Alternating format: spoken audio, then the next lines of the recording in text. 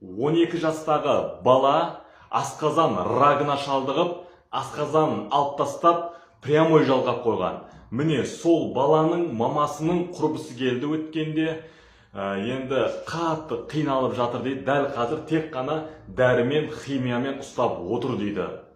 Ал енді мамасы айтады дейді, осы баланың түбіне жеткен мынау көрсетейін чипсы и мынандай кирешки деген нәрселер. Яғни өздерінің магазины бар екен. Енді магазин болғаннан кейін балдары өздері сол жерде жүріп, жей берген осындай бәле-батырларды нәтижесінде раковый клеткалары оянып, онкологиялық ауруға шалдыққан, яғни асқазан рагына шалдыққан. Құрметті достар, құрметті қазақстандықтар, әрбір қазағым, біле жүріңіздерші, мынандай қазіргі химиялық заттарды көп жейді. Жастар, тіпті жас ата-аналар кішкентай баласына да қасына отырғызып қойып беріп жатқанын талай көрдік.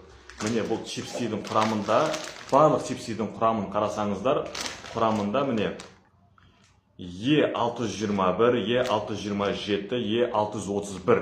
Яғни өте ауыр раковый клеткаларды оятатын химиялық тағамдық қоспа.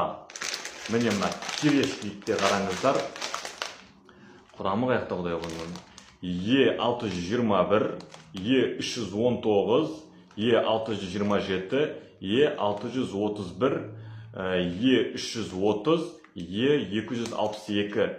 Яғни Е деп таңбаланған, емен таңбаланған, Е кодымен белгіленген тағамдық қоспалар өте зиянды денсаулыққа, қанның құрамын құртып жібереді, гормондардың тепе-теңдігін бұзады және де раковый клетканы оятады.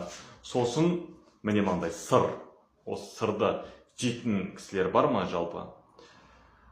Бұның құрамына келетін болсақ, Е331, Е450, Е452, Е1422.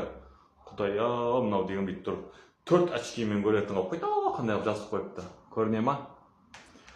Міне, осы Е деген тағамдық қоспалар бар дүниелер қазір раковый клеткаларды оятып, небір мынау асқазан, жалпы мынау ішектегі, бауырдағы мынау раковый клеткалардың оянуына себепші болып отыр достар. Егер мынау балдарыңызға жандарыңыз ашса, өздеріңіз денсаулықтарыңызға жандарыңыз ашса, құрамында Е деген заты бар нәрсені жемеңіздер, ішпеңіздер.